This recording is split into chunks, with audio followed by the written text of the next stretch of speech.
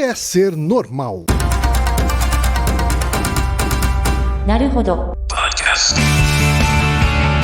Bem-vindo ao Naruhodo, podcast para quem tem fome de aprender. Eu sou Ken Fujioka. Eu sou Altair de Souza. E hoje é dia de quê? Ciência e senso comum.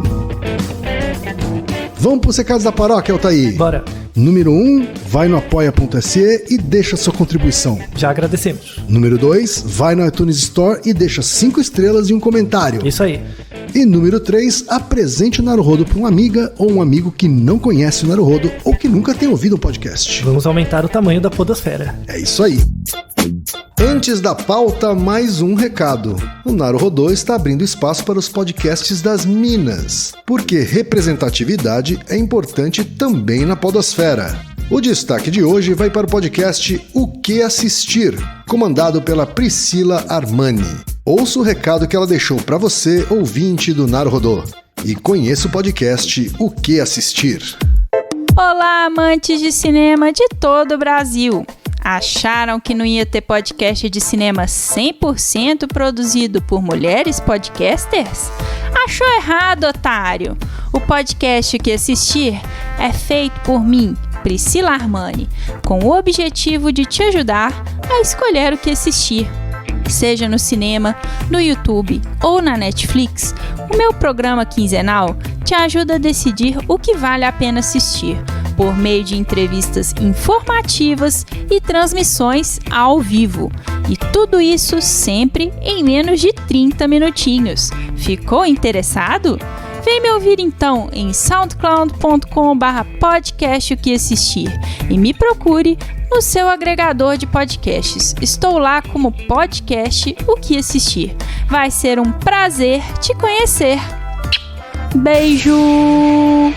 Altair, temos pergunta de ouvinte hoje. Uma pergunta normal. No sentido de comum, né?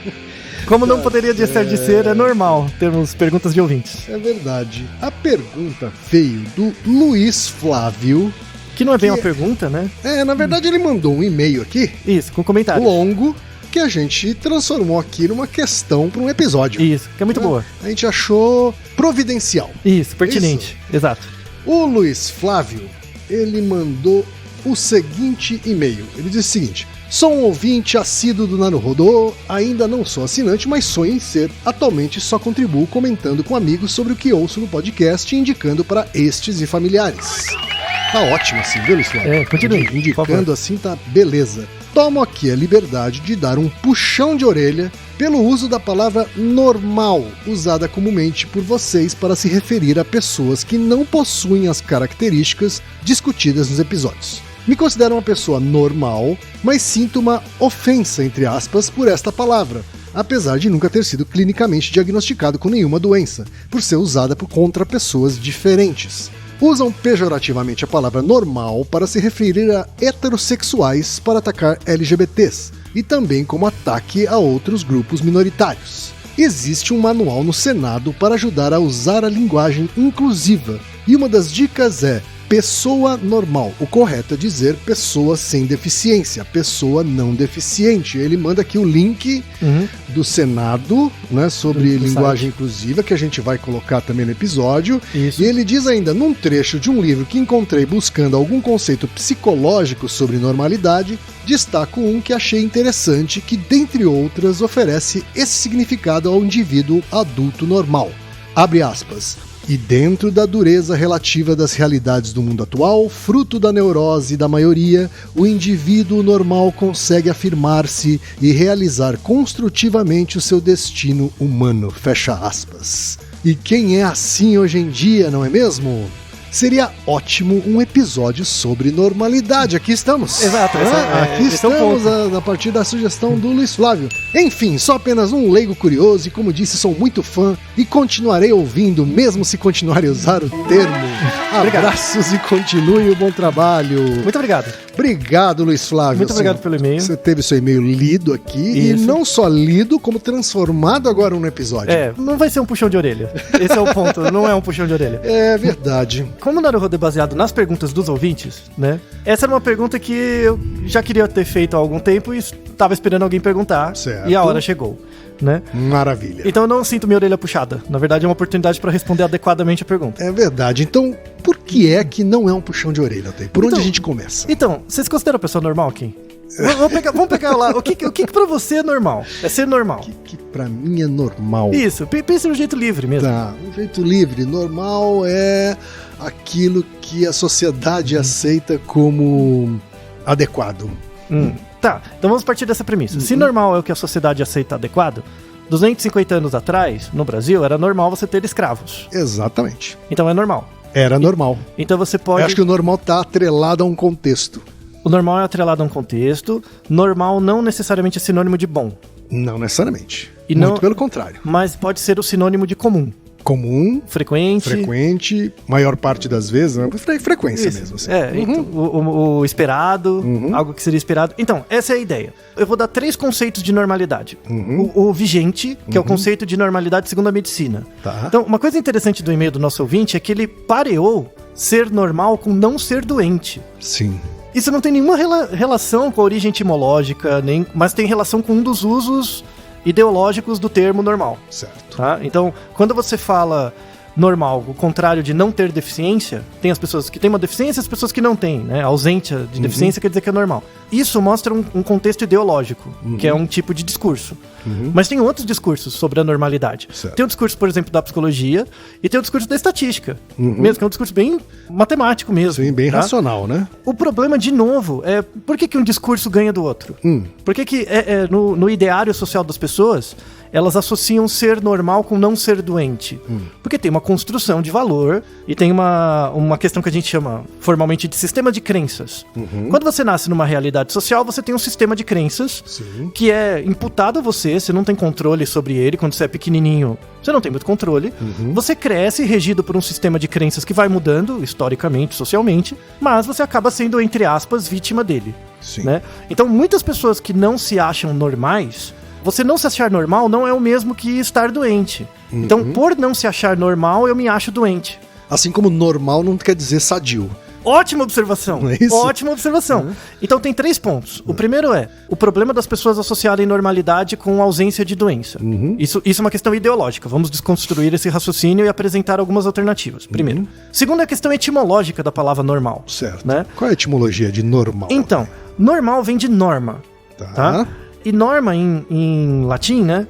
Era... Sabe um carpinteiro? Sim. Os carpinteiros têm uma mesa onde eles colocam as ferramentas e moldam coisas. Certo. Né? Tem a mesa do carpinteiro, que é o Certo. lugar... Quem trabalha com carpintaria sabe que tem a mesa principal que eles fazem tudo. Certo. Essa mesa era chamada de norma. Então tudo era transformado dentro de um quadrado, né? De um Certo, retângulo que era a certo. norma do carpinteiro. Então é onde você pega a realidade e molda Certo. as coisas. O problema é que a norma do carpinteiro é limitada. Sim. Né? Então, tem E fixa. E fixa, é isso, é um negócio fixo, né? Logo, tem uma ideia de adaptação, né? De uma adaptação social, cultural, né? Não existe nada além da mesa do carpinteiro, Certo. sabe? Tem uma certa questão religiosa também, né? Então, se você pensar pela filosofia medieval antes do Descartes, eles achavam que Deus era um carpinteiro. Deus criava as coisas como uma questão de expressão artística. Então tinha uma ligação muito grande entre religião, arte e ciência, antes do Descartes, né? Por exemplo. Então essa questão de normal como sendo norma é a origem inicial do termo, né? Quando você pega em português, se você pega um dicionário em português, você procura um dicionário de sinônimos de normal, né? Sinônimo seria banal, comum, consuedinário. Consuedinário. É normal. Uma coisa consuedinária é uma coisa normal. Ok. Né?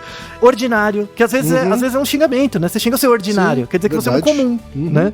Você não tem nada de especial, né? Isso. Quer dizer que você é um ordinário. Trivial, usual, regular, Certo. tá? A questão, e aí que a gente começa a discussão do ponto, é quando você pega o dicionário etimológico em inglês. Tá. Normal, não é que é a mesma palavra. Certo. Quando você pega normal em inglês, tem a mesma origem do grego, mas quando você pega os sinônimos, Sim. muitos desses sinônimos são similares, mas tem um sinônimo que aparece em inglês e não em português, que é são, São. de não doente. Ah. Então, um sinônimo de normal é são, mas só em inglês, não em português. Entendi. E por que isso Quer aparece dizer, o aqui? normal, em inglês, ele tem essa... Ele Uma pode conotação ter essa conotação de saudabilidade. aí. De saúde, né? De ausência de doença. Certo. Mas por que isso colou no Brasil? Né? E aí a gente tem que ir atrás das questões históricas, né? Então, o texto que o nosso ouvinte mandou é um texto legal, A gente deixa na descrição um texto interessante escrito por um médico, numa revista de saúde pública, mas é um texto de 1950. Então é um pouquinho desatualizado, né? Tanto é que ele fala, como alguém é capaz de sentir isso que você descreveu, né, aqui no excerto? Não é possível porque é uma realidade 60 anos atrás, sabe? É por isso. Mas não quer dizer que a gente não possa reconstruir isso, né? Um outro ponto de crítica que é importante, então a gente já tem 2 conceitos de normalidade. Normalidade ligado a algo comum e uma normalidade ligado a algo de saudabilidade. Que é presente só no inglês. Isso. Então tem uma ponte, porque que do inglês veio pra cá isso. Quando você entre no link do Senado, né, que tem essa coisa dos termos linguagem inclusiva, né, um manual para linguagem inclusiva, que é muito interessante, muito útil mesmo. Eu vou ler aqui, literalmente, o que está escrito no tópico gênero, tá? Exatamente no site do Senado. Abre aspas. O conceito de gênero distingue a dimensão biológica da dimensão social. Então, gênero biológico são coisas diferentes, tá? Gênero não é biológico e social, não é a mesma coisa. Baseando-se no raciocínio de que há machos e fêmeas na espécie humana. No entanto, o que considera ser homem e ser mulher é determinado pela cultura. Isso está errado. Tá? Isso mostra de novo a cisão entre humanas exatas e biológicas. Não existe homem e mulher sem uma causa material. Tá? Assim como não existe gênero masculino e feminino sem uma causa material. Vamos deixar como exemplo dessa discussão aprofundada o Naruhodo 84, que é sobre porque algumas pessoas são transgêneros, né? Que a gente faz uma discussão dos 4 níveis disso, né? Mas você falar que ser homem e ser mulher é apenas determinado pela cultura tá completamente errado do ponto de vista científico, porque é como se você desconectasse a pessoa do corpo. Então você cai numa cisão mente-corpo que é irreal, que não faz sentido. A diferenciação ou a separação entre biologia e sociologia. Sociologia, não existe essa separação, só existe na academia. E existe uma forma errada, sabe? Seguindo, assim, gênero significa que homens e mulheres são produtos da realidade social e não decorrência da anatomia de seus corpos. Isso também não é verdade.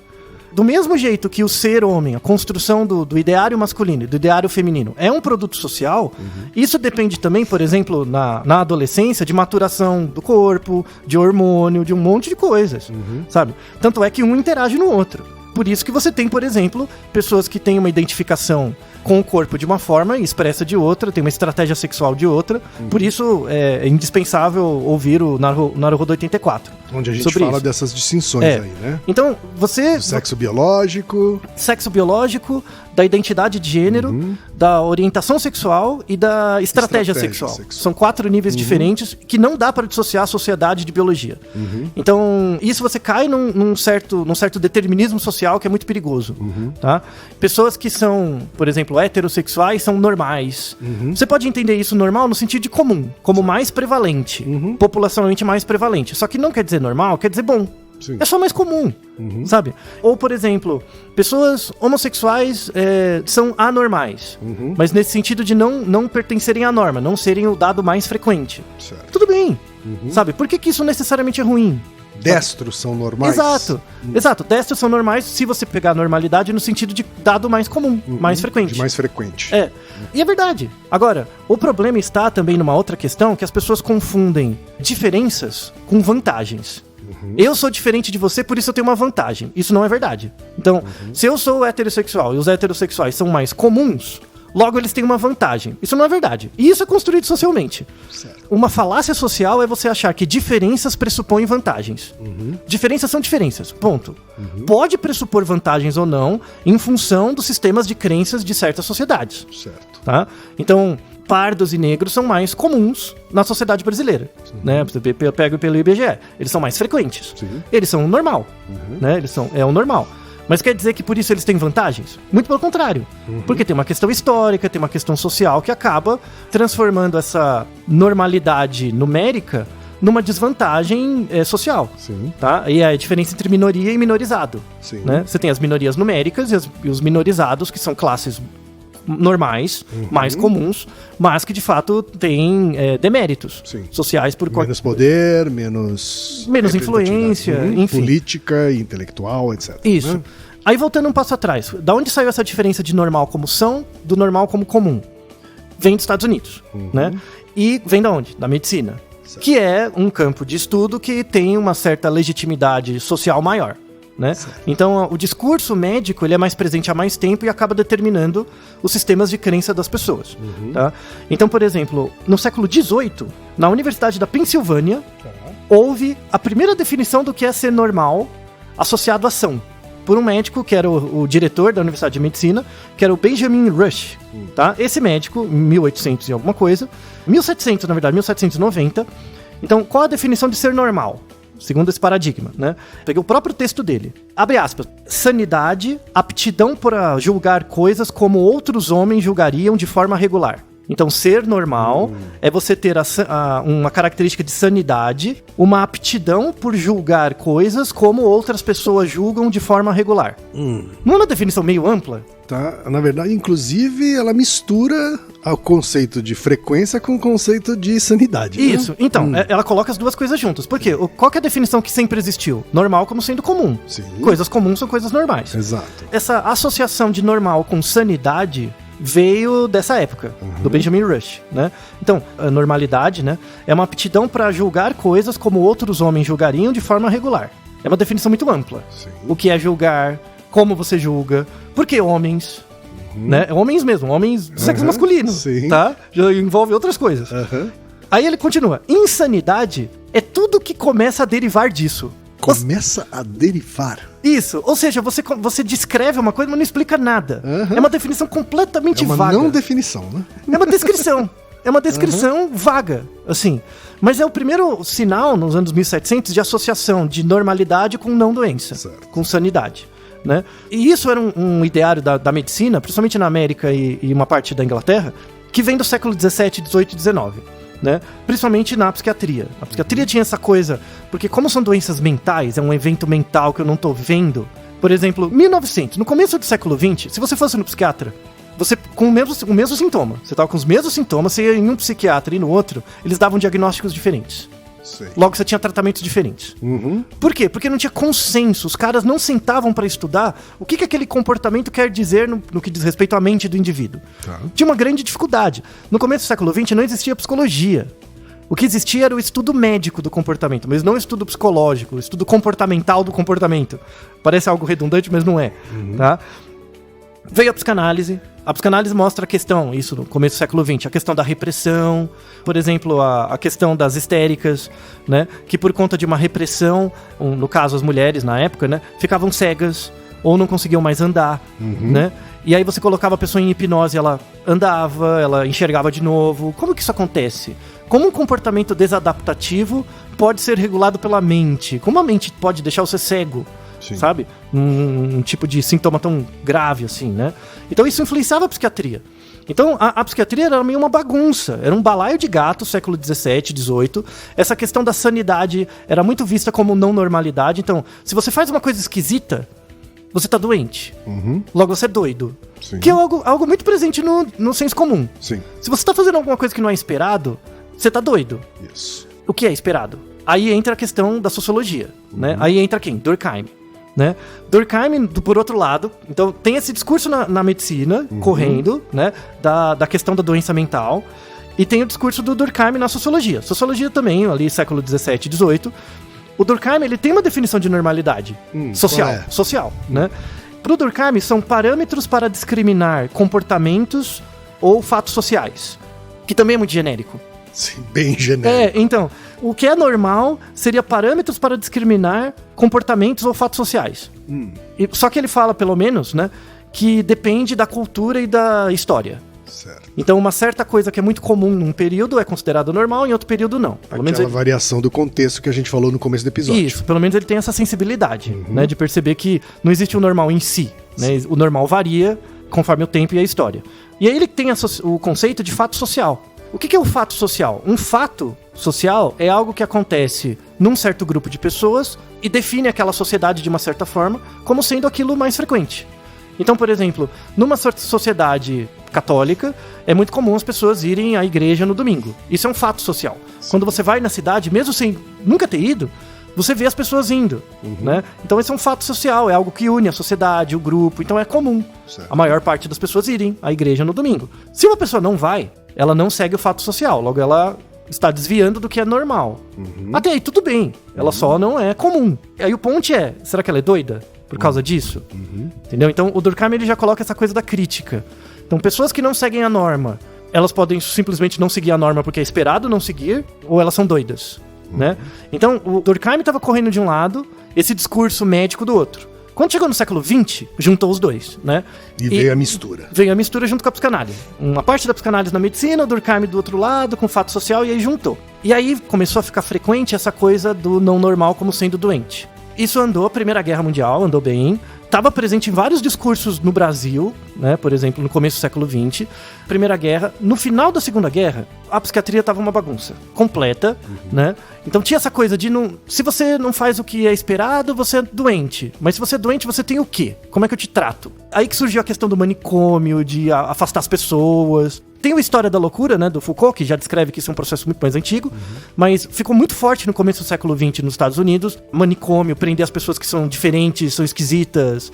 A ideia da lobotomia na medicina surgiu para tentar normalizar as pessoas, fazer as pessoas terem traços mais comuns ou mais adequados. Só que aí foi vendo que isso não estava certo, sabe? A psiquiatria estava esquisita. Quando chegou no final da Segunda Guerra, muitos soldados voltavam da guerra com problemas mentais, óbvio, né? Porque a guerra não é algo saudável. Como eles voltavam com problemas mentais, os Estados Unidos começaram a ter um problema de saúde pública. O que eu faço com esses soldados? Né? E aí veio uma portaria, um pedido do exército. Vamos botar ordem na cozinha. Vamos fazer um jeito de criar um padrão das doenças mentais para dar um jeito pra gente conseguir organizar tratamento. Porque tá voltando um monte de soldado e eu não tenho o que fazer com eles. Eu não vou sumir com os caras. E aí criou-se o primeiro DSM. Né, que é um compêndio de diagnósticos de doenças mentais. DSM-1. É mesmo? Começou em 1952. Nasceu com o final da Segunda Guerra. Com o final da Segunda Guerra. E o trauma que ela causou nos soldados. Nos soldados.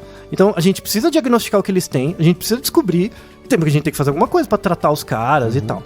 Então, surgiu em 1952, era um dicionário de distúrbios mentais com cerca de... não tinha nem 150 páginas, né? Tinha mais ou menos 80 doenças diagnosticadas, né? Mais ou menos, em grandes grupos, classificadas assim, com uma sugestão de tratamento, sintomas, né? Que na medicina é chamada de nosologia. Nosologia é a área da medicina que categoriza os distúrbios, as doenças, né? Com nosologia de cada uma. O interessante do DSM, a parte mais legal é o prefácio. No prefácio, eles dizem exatamente o seguinte, eu até decorei, de tão interessante. Eles dizem, o objetivo desse DSM, né, desse compêndio, é categorizar os comportamentos relacionados com as diferentes doenças mentais de forma ateórica. Ateórica. Sem teoria. Certo. Sem teoria. Então imagina, por exemplo, que eu pego você, Ken, e vejo você babando. Você tá babando. Mesmo. Sabe? Você pode estar tendo um ataque epilético. Você pode estar tendo, sei lá, um surto. Só que pra mim, olhando, você tá babando. Certo. Ou seja, da onde eu tiro que você está, por exemplo, tendo um ataque ou tendo um surto? Tem uma teoria por trás. Então, eles aproximaram um pouco ao primeiro DSM de uma taxonomia, como se fosse categorizar animal em espécie. Sim. Tamanho da pata, comprimento, eles queriam ver isso de uma forma comportamental. Isso foi útil em 1950? Foi. Porque era uma zona só para pôr uma ordem na cozinha. Então, os médicos começaram a parar de impor teorias nos pacientes e começaram a focar no comportamento. Isso ajudou a forma de pensar médica, um pouco. E aí ajudou a criar os primeiros diagnósticos. Para doenças mais graves foi bom, porque a doença mais grave, em geral, leva um comprometimento muito estereotipado das pessoas. Então eu consigo dizer que se a pessoa não tem aquele comportamento, ou tem um certo comportamento desadaptado, com muita frequência ela tem um distúrbio. Surgiu, foi útil. O DSM foi assim, o DSM-2 foi assim, o DSM-3 também, até 1974. Né? Uma coisa curiosa do DSM. No DSM-1, tinha o diagnóstico, eu vou falar de um jeito bem pejorativo, tá? Porque era a linguagem da época. O diagnóstico de homossexualidade era um distúrbio mental colocado dentro da caixa de distúrbios de desordem social, né? Por que é uma desordem social? Porque o comportamento homossexual não era comum. Como não era comum, e a prerrogativa do médico era achar que aquilo que a maior parte dos homens não faziam, era insano, né? Não tinha sanidade, era razoável pensar que está dentro de um distúrbio psiquiátrico, né? Tanto é que nesse DSM-1 não tem homossexualidade feminina, só tem o masculino. Então por quê? Porque é o que os homens fazem, né? É o que é mais comum para os homens fazerem. No DSM-2 manteve, no DSM-3, 1974, que tiraram. Demorou, né? Demorou, 1974 é hoje à tarde. Pois é. Né? E por que isso aconteceu? Porque ao longo dessas décadas começou-se a ter uma discussão muito forte sobre direitos gays, sobre, né, que mostrar que tinha uma causa material, que era ligada à biologia, que tinha questões sociais também. Ou seja, é um comportamento muito mais comum do que parece. Sim. Como é muito mais comum, não tem por que ser anormal. É algo comum, logo é normal. Sim. E aí houve um consenso e tiraram de forma óbvia, né?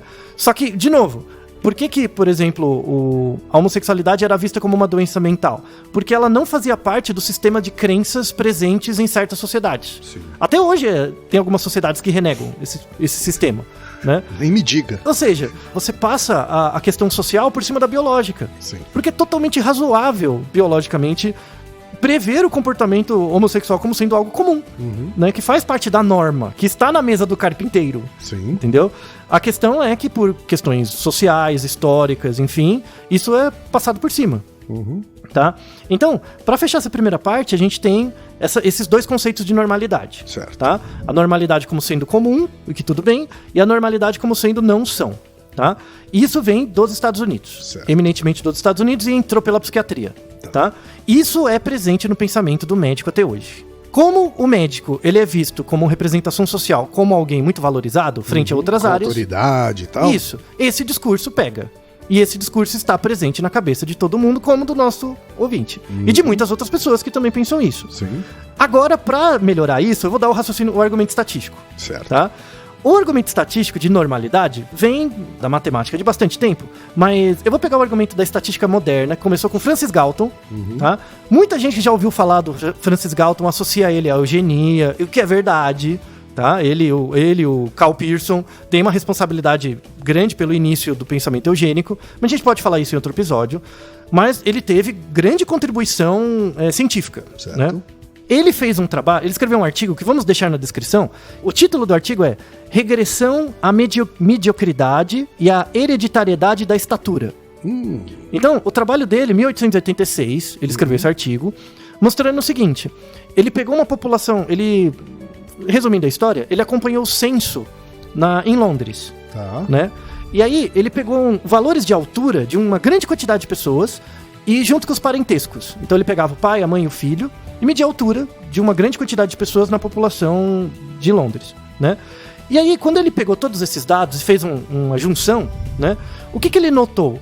Que a distribuição da altura na população era uma distribuição normal, Certo. que é uma curva simétrica, né, com dois lados simétricos, e a média estava bem no meio, né, dessa distribuição, então a média representa o valor mais comum da altura das pessoas. Então, por exemplo, se eu tiver acesso, imagine que eu tenho acesso às 20 milhões de pessoas que moram em São Paulo. Certo. Eu tenho todos os dados, eu não tenho uma amostra, eu tenho a população inteira. Certo. O Então, universo inteiro. O universo inteiro, né, de observação. Eu tenho a população toda, 20 milhões de pessoas, um Excel, 20 milhões de linhas, com a altura de todo mundo. Eu pego a altura e tiro a média. Imagine que a média deu 1,70, tá? Quer dizer que todas as pessoas têm a mesma altura? Claro que não. Não. Mas o que isso quer dizer? Se eu sortear uma pessoa da população e chutar que ela tem 1,70, eu tenho a maior probabilidade de acertar.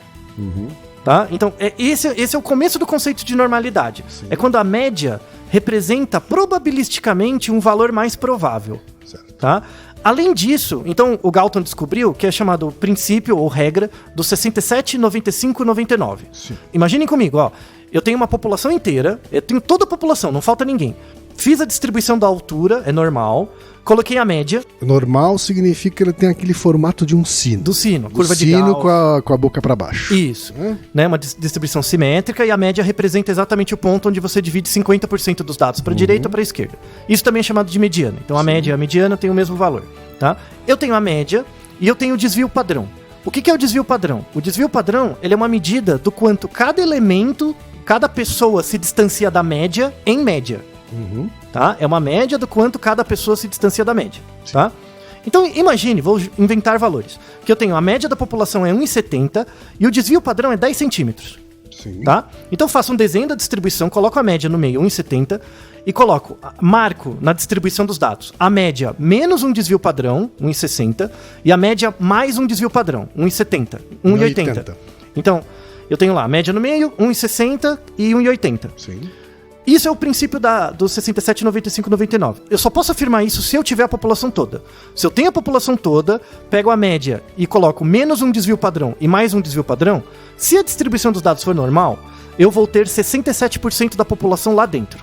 Sim. Então eu posso afirmar... Dentro do intervalo. 1,60 até o 1,80. 1,80. Aquela área ali. Aquela área ali são 67% das pessoas da população. Então se eu sorteio uma pessoa e falo, eu posso afirmar que essa pessoa tem entre 1,60 e 1,80 com 67% de probabilidade. Sim. Tá? Isso acontece. E aí o Galton se perguntava, mas por que isso acontece? E aí ele descobriu a razão nesse artigo, a razão biológica.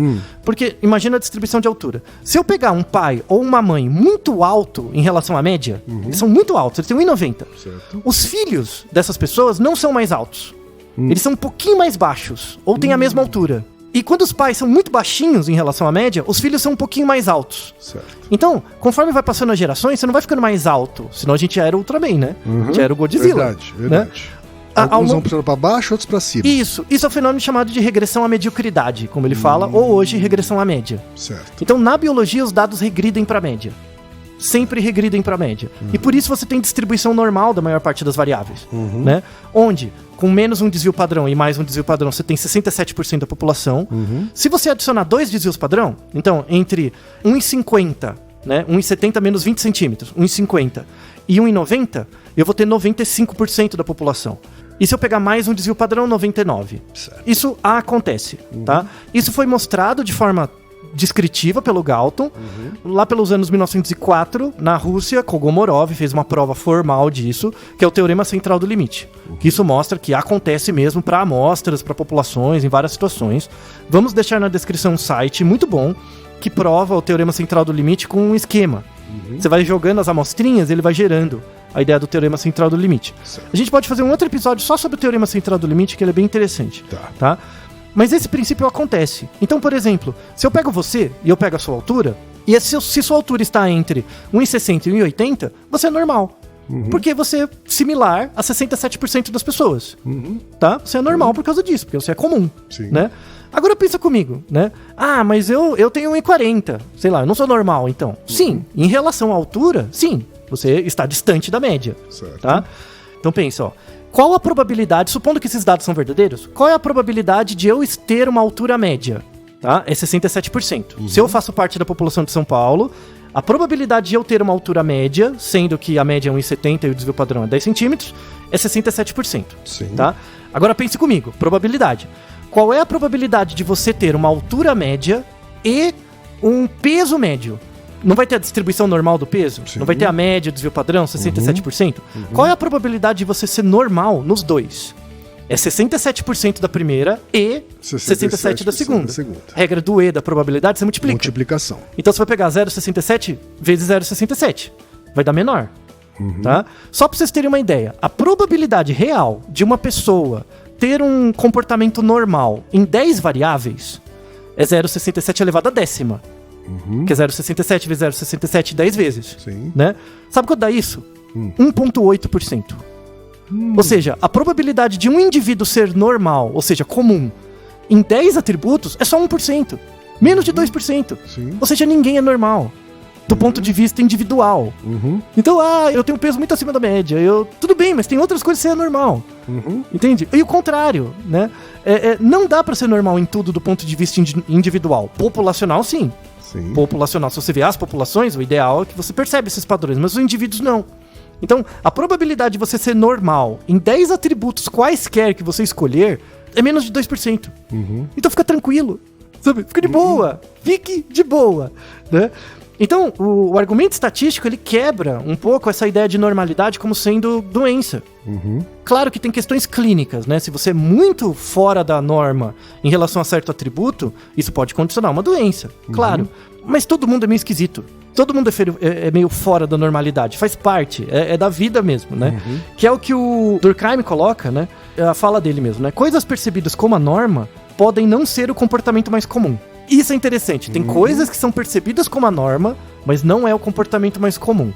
Por quê? Porque a gente vive em grupos. Grupos onde as pessoas dentro de cada grupo são homogêneas e diferentes dos outros grupos. Sim. Então, tem uma coisa que aí é uma exacerbação do pensamento do Durkheim, né? Você tem a ideia de normal geral, que é a norma populacional, e o normal local, Sim. que é a norma do grupo que você pertence. Norma dentro da sua bolha. Da sua bolha, exato, que é o fato social, né? Então, os fatos sociais de um grupo são as normas locais. Mas existe uma norma geral, que é o que acontece de fato na população. O que tem acontecido hoje? Por que as pessoas ficam tão doentes, assim, se sentem tão incomodadas com tudo? Porque a internet diminui as distâncias. Sim. Então, quando não tinha a internet, ou ela não era tão ostensiva, tão prevalente, né, nas pessoas, não se tornou comum, né? Quando ela não era tão comum, você ficava dentro da sua bolha e se adequava ao seu normal local e achava que a realidade era aquilo. Quando você entra em contato com pessoas que falam coisas que pra você é uma obscenidade completamente diferente, isso mostra o quão distante você tá da média geral. Sim. Que em termos estatísticos não é descrito pelo desvio padrão, é pelo erro padrão. Só pra quem gosta do termo, erro padrão é o quão distante a média de uma amostra é da verdadeira média da população. Então, o que acontece hoje?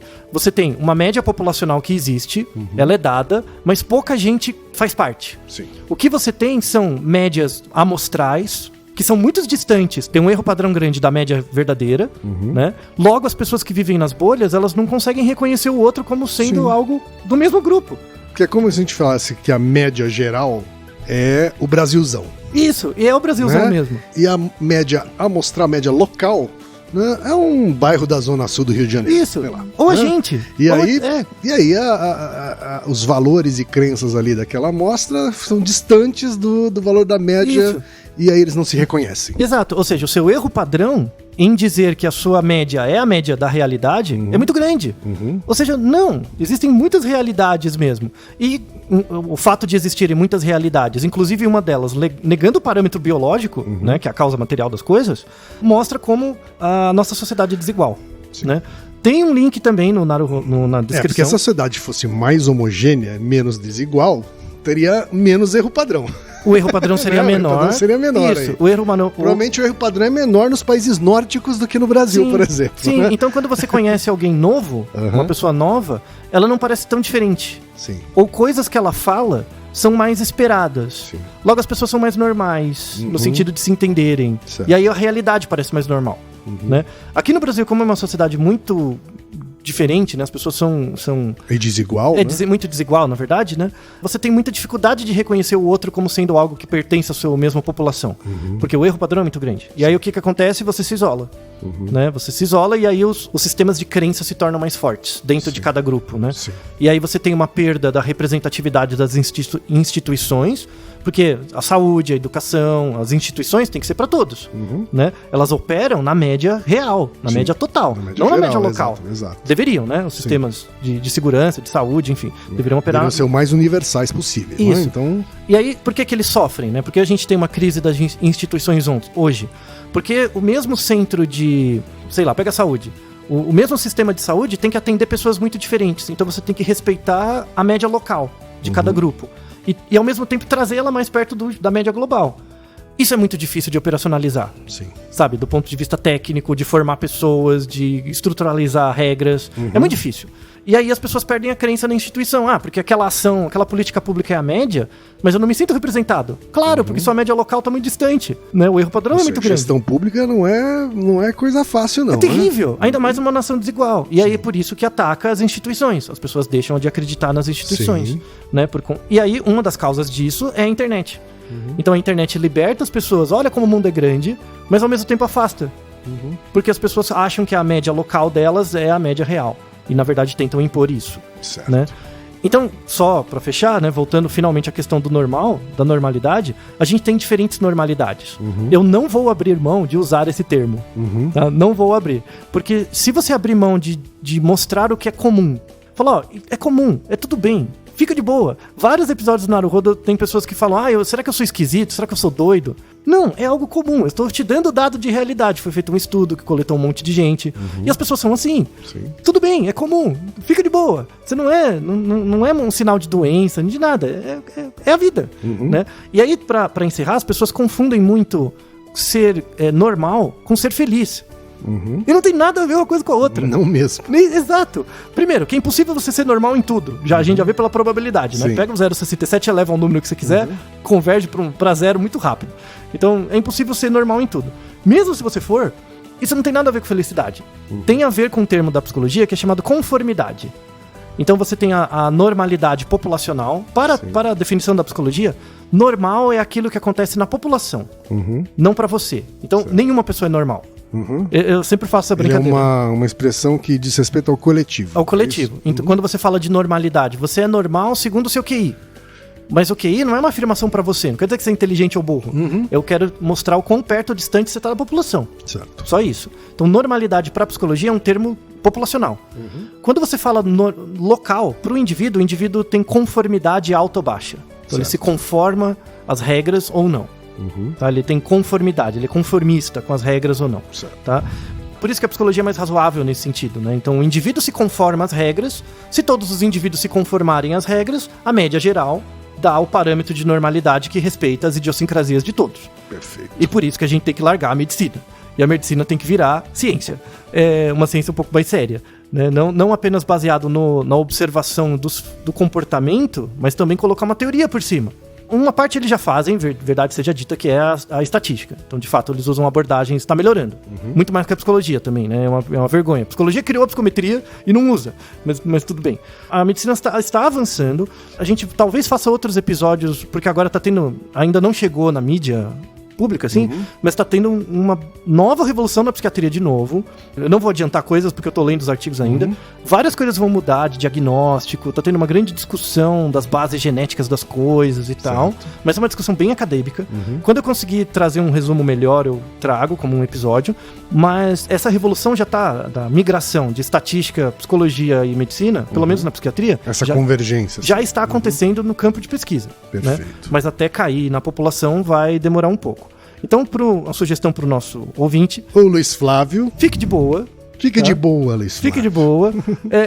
Ser normal não é ser feliz, não é ser bom.